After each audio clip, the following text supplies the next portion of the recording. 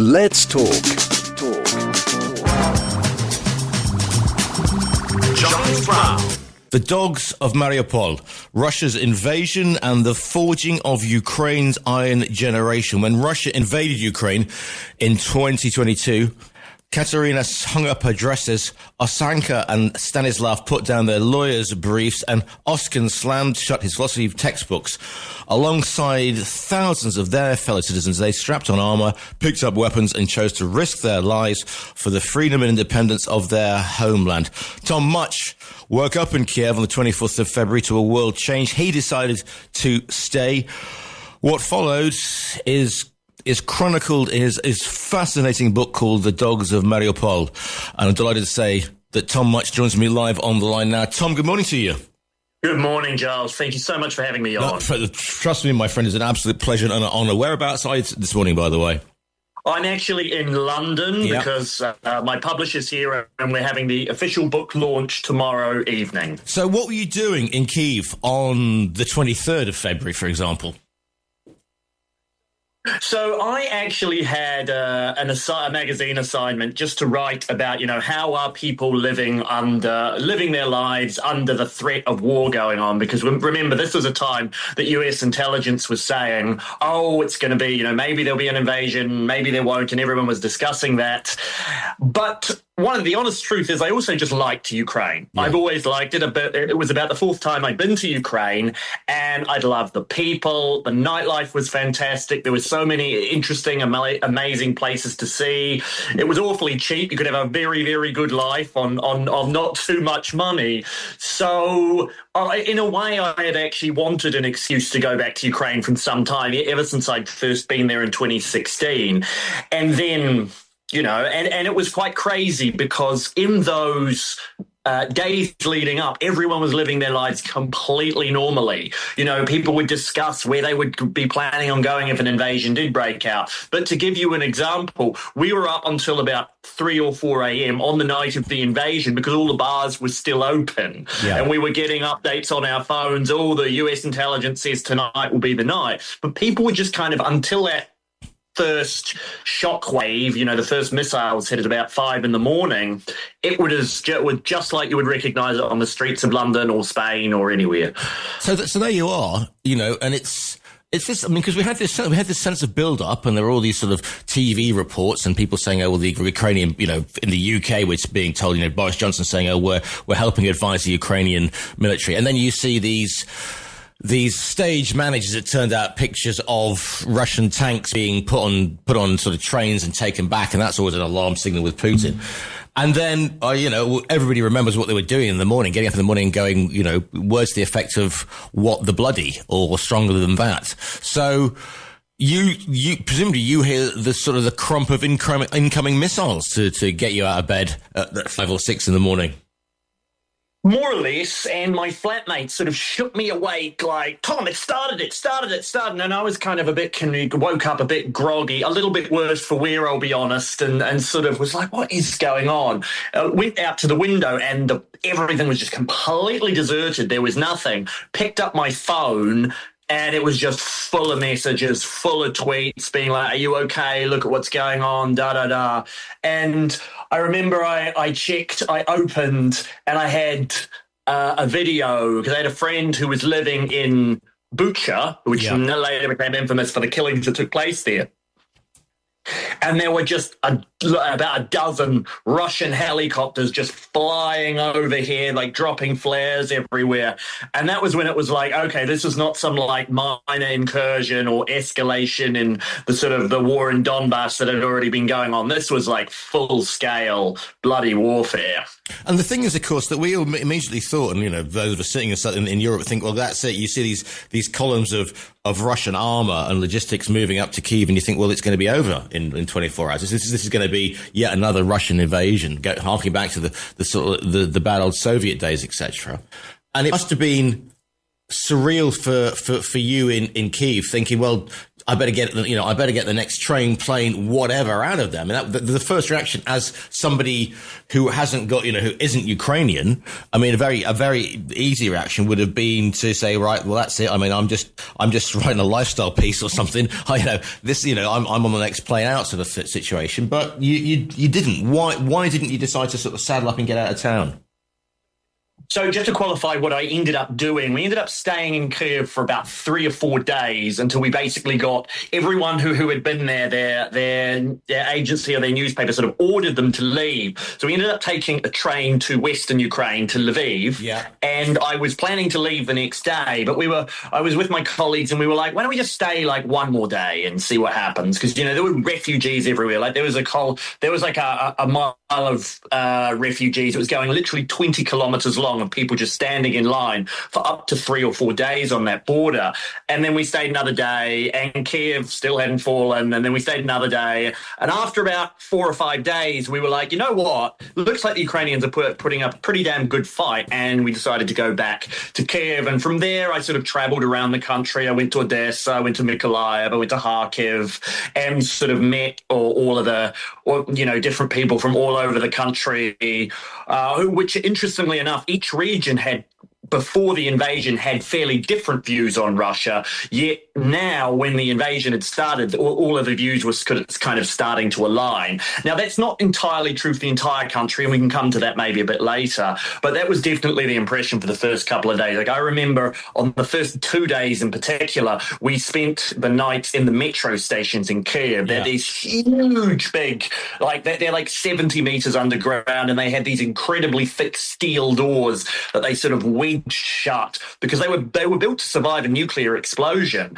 And I remember thinking there is a very good chance I will come up tomorrow morning and there'll be tanks all over the streets. And you are right, by the way, it does harken back to the Soviet days because the invasion was actually modelled on the 1968 invasion of Czechoslovakia, right, which or 1956 in Hungary, which everyone expected it would be like, but the Ukrainians turned it around pretty well. Yeah, because, we had the Prague Spring and the crushing of the Hungarian uprising. Bloody and violent, and the Soviets showing absolutely no remorse. Had you had experience of being in a conflict zone before then, Tom? Did that be in your CV? I had. So I had been in Nagorno-Karabakh, actually, in the Armenia-Azerbaijan conflict back in 2020.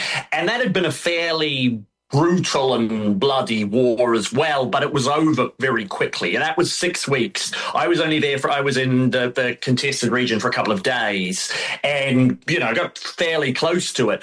But it was a very different experience than Ukraine, staying there like the whole time. And I'd also spent a bit of time in Afghanistan, but I'd stayed mainly in the cities. I hadn't been anywhere near the fighting. So it was my first experience, definitely, of full-scale war, and especially of staying there for a long time. And if I can say one of the things that I think the book does well, it gives you the experience of someone who's been there for a long time and can tell you about how Ukraine has changed over those years. Now, when this invasion kicked off, there are a couple of points, and listeners will know this, but we spent a lot of time talking to John Sweeney, who was in Ukraine at the time, the journalist, and we did sort of live Zooms and spoke to Ukrainians and the whole thing, and also and underlining the danger that members of the press put themselves in. A very good friend of mine was a guy called Pierre Jawczewski, who was killed. He was working for Fox, which is quite a famous thing. And, I'm big friends. I'm very long-term friends with his wife, and we interviewed Michelle and the whole thing like that. It is a dangerous, and the shock when you see somebody popping up on social media and you think, what's Pierre doing now? And then you find out he's been killed is horrible. So the next question is, did you at any point think that you were putting yourself in the firing line, and no pun intended, but also presumably, you're looking around you, and we saw these pictures of young Ukrainians literally sort of strapping on armor, picking up arms, and going out there and basically heading towards the front lines in those first sort of days, weeks, months. Yeah. Did you find to yourself, did you think, well, it's part of my duty as a reporter to report on what we're seeing out there? That's why I need to get out there and chronicle this. Yeah, definitely. I mean, I remember sort of being in Lviv and kind of thinking over, am I going to stay? Am I going to leave, go back to Kiev or whatever? And being like, well, if I'm a journalist, I'm here. This is by far the most important story going on in the world. If I leave now, what's the point of even calling myself a journalist, if you know what I mean? And so when I went back to Kiev, I did realize that, yes, I was, potentially putting myself at risk. However, when there's all these people around you who are taking those exact kind of risks and doing it, for much longer periods of time as yourself, you start to feel a lot more, kind of empathy and sorry for them, because we go out to the front lines maybe for a couple of days at a time max. They're there for years in some cases, right? And they're much closer to the actual, to the danger. Well, like we might be on the actual front lines for a couple of hours max, right? And I if I may quickly give one example, Katerina, who you mentioned in when you read out the blurb, yeah. She was a young woman that I met in a bar. I remember her very clearly. She had like a patterned dress, painted red nails, kind of short dark hair, and the reason she's at the front is because I saw her a year and a half later in a trench in Bakhmut, wearing a helmet and body armor and right next to an artillery gun that she was helping coordinate and fire. But the only thing I remember is that her nails were somehow still perfectly painted, even though we were in Bakhmut. There is a because Ukraine, here's a spoiler, is a very, very big country. And so I talk to people who work on the Kyiv Independent, for example, and sort of Western Ukraine. Obviously, we've woken up this morning to even more, to the attacks over the weekend. Yeah. But it isn't the front line. And so it was kind of, there was that sort of, can you describe it as a manic energy as people keep sort of getting along and going about their daily business apart from these, indiscriminate missile strikes. Whereas to the east, obviously, we see the incursion of the Russian forces, and it's an entirely different experience. And maybe there's a disconnect between those who stay in Kyiv or stay in the West, and those who go out and do the fighting. Because this is a seminal moment in the country's history. Although you can argue that this war has been going on, and they do, and since Crimea was annexed, and in 2014. You're very right. And this is something that you really see happening, especially, and I address it in quite a lot of detail towards the end of my book. There really does become this divide in Ukrainian society between those who fought and those who did not. And I should say, it isn't simply a West-East divide, because there are a good many people in the West who signed up to fight. I mean, just go to the cemetery in Lviv. Lviv's the westernmost city, and it's absolutely full, and it just keeps expanding with all these flags of sort of young men from Lviv who went east to fight. But they're definitely, especially now after all these years of war, there's a lot of anger from sometimes soldiers who, they come back on break, they get maybe 10 days leave in a year, they go back to Kiev and they're like, why are there all of these sort of, fit young men going up, chatting up girls in bars, working on their laptops and stuff like that, while we're living a entirely different lifestyle on the front line. And obviously you got the point, because I'm based in Marbella. There's a bigger Ukrainian community than a Russian community, and a lot of the Russians left and went off to Dubai or where they went to. And you see them sort of running, in the early part, they were driving up and down the town, with the flags out and everybody supporting them, the whole thing. But it does ask you a very sort of question, what would you do if you were a young man or a young woman of fighting age and your country gets invaded? Do you go back? What do you do? Because you can say, I want to support my country, but does supporting your country mean, literally putting yourself on the front lines? And if you don't, how's history? Is history going to look at you? Or if you try and go back to Ukraine, are your fellow Ukrainians going to say to you, well, where the thing were you at the time? It is a really, I remember it was a really, when I was driving, if it sounds like you know Ukraine fairly well. So if you know Donbass, there's a town called Slavyansk there. You drive north and you drive to Kharkiv, which is the second biggest city in Ukraine. Yeah. And it's a lot of that territory was liberated. But it was at a height of very, very heavy fighting. So you just go over like town after town after town that's just been erased from the map. Just every single building is literally destroyed. There'd be towns of maybe 1,000 people, and there might be like 1 or 2 people who still live there. And I remember seeing a billboard, and it was a recruiting poster, and it said, It was a young child looking at an older man and saying, "Daddy, what did you do during the war?" Yeah. And I was like, "Yeah, there is really going to be this thing after, because the war will end at some point, and I would be very surprised at this stage if it ends with a Ukrainian capitulation and the Russians taking over Kiev. It just doesn't seem likely anymore. There will be, I think, a lot of recriminations, people who left and then didn't come back, and people are like, why did you live a nice comfortable life in Europe, posting flags or posting reels and stuff without actually doing any fighting on the front line. So, for instance, I'll give you one example. There was this idea of sort of the cultural front line, which was a thing kind of during 2022. And I interviewed, this is all in the book in chapter 7, where I do talk about this divide, which is about life in Kiev. And I interviewed the frontman of a pretty well-known Ukrainian band. Like, it's a name that everybody would know in Ukraine, at least, probably not elsewhere. And we did a bunch of like puffy questions, like, what do people know about Ukraine? What do you think about the story? Blah blah blah. What's the worst thing the Russians have done? And then I said, by the way, just to close things out, Ukraine's having a mobilization crisis. You guys are young men of fighting age. Have any of you thought about joining up? And the mood just went dead.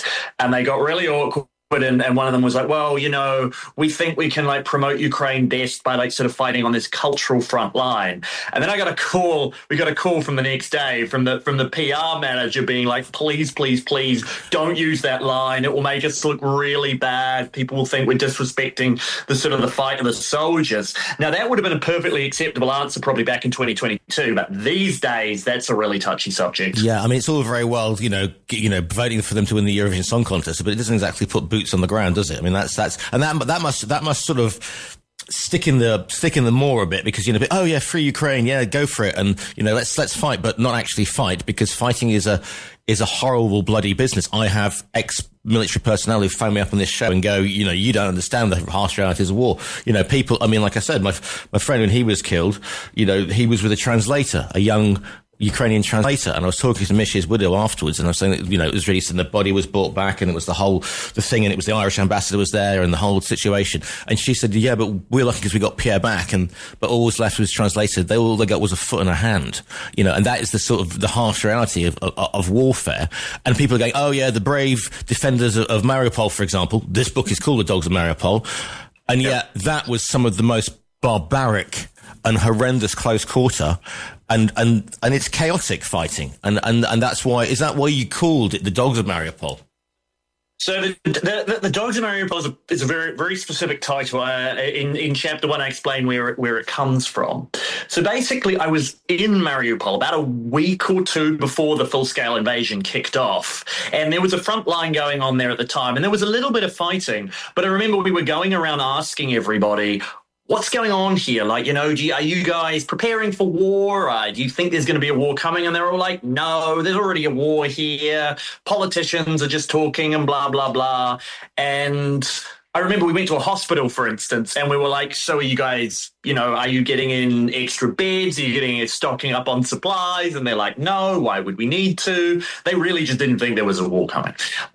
And there was one thing that I couldn't get out of my mind, which was that the dogs in the city were going crazy. They just wouldn't stop barking, and not in like the way dogs normally bark. Yeah. They were all kind of barking in this really weird kind of ruff, ruff, ruff, ruff, ruff, ruff, just like over and over and over again. And I remember I tweeted about it at the time. It's like I only just made my Twitter account. That was like one of the first tweets I ever posted. Like, what's going on with these dogs in Mariupol? They won't stop barking. It's like, do they know something we don't? And there's that sort of old superstition that when dogs will bark when war comes to them, when death is about to come somewhere.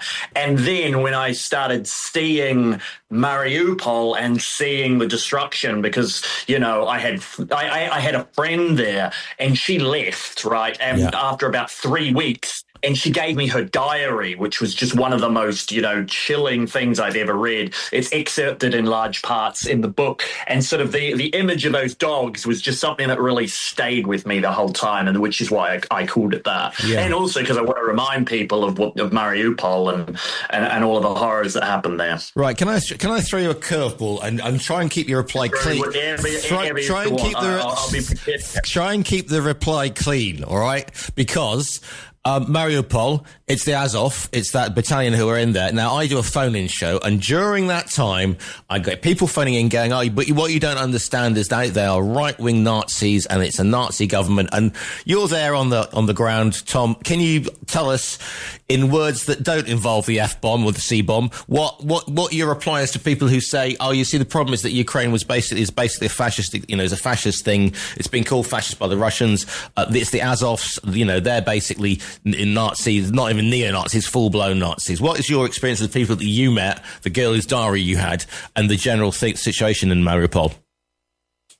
So I have, by the way, I've embedded with Azov, with their medical unit. Right. And so I think it's worth going back to about 2014 and actually putting this in a bit of historical context.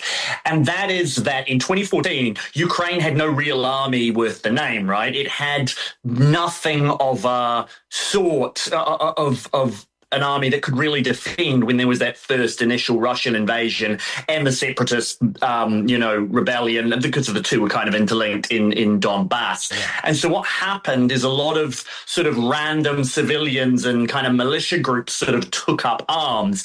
Now, that wasn't just right-wingers. That was, there were football hooligans. There were some very odious right-wing, far-right people, anti-fascist groups. Like, it was kind of this sort of medley of this sort of motley crew that joined together.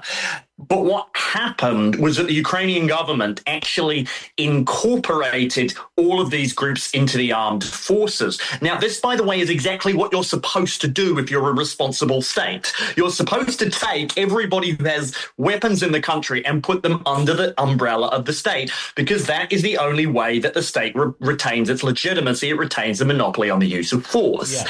And so over that period, Azov, which had been this pretty ragtag group that had kind of taken everybody, including a lot of, right-wing nutters, a lot of them were purged, and it was professionalized and turned into a really adept fighting force. And it's kind of strange because it's one of the most multicultural divisions. It's been blessed by the rabbis of Ukraine and has Jewish fighters. And it's so weird to see it kind of held up as a sort of exemplar of far-right neo-Nazism in a country that is pretty plural, diverse, tolerant, but also very kind of patriotic. It's a kind of talking point that comes from people who don't really know what they're talking about. And I should say that when the Russians call someone Nazi or neo-Nazi, what they're meaning is they're defining it as being anti-Russian.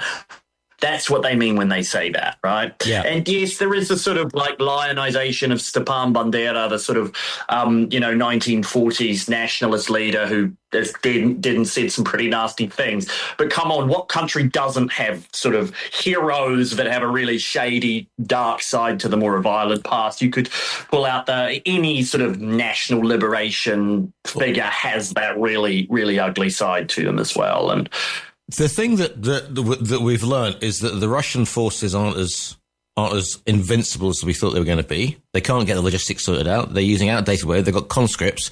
But the problem is, and if you study your history, you will know this, is the Russian/Soviet way of always meat grinder. Just throw people because they got X million amount of people they can conscript and throw. Ukraine has got has a finite number of young men and women they can put on a front line. Do you think this one will basically grind itself to a halt until somebody steps in and goes, right, there's your demarcation line. That's your bit. I'm not talking about a UN line, but, because we are now, we are years deep into a conflict that many of us thought would be over in 72 hours. Yeah, I think that's right. I've never been really from the start the person that's been like, oh yeah, Ukraine's going straight to Crimea or anything like that. I think after one of the issues, this is one of the things that the book tries to address, because there are a lot of really good books that were written about Ukraine at the end of 2022 and the end of 2023, like Luke Harding's book, Yaroslav Trofimov's book, Chris Miller's book. They're really good books, but they sort of suffer from the fact that they were written and they cover the year of 2022, and they tell a sort of David and Goliath story where Ukraine stands up and it wins all these great victories. The issue is that the war changed dramatically in 2023 and 2024, and now the whole story looks very, very different.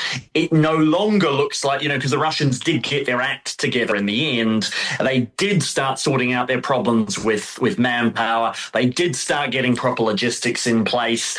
They did find ways to retrofit all their old vehicles and sort of get, an army that's pretty jaggedy and junky, but does manage to grindingly move forward. So I have said really since 2023 that it will end probably somewhere along the current front lines. Now, a lot of people are like, the Russians aren't interested in negotiating, and they definitely don't want to negotiate. But I think that what's happening here is that the Russians still think they have kind of punch held back that they can throw, and they want to throw that punch, and that'll probably come over the next 6 months.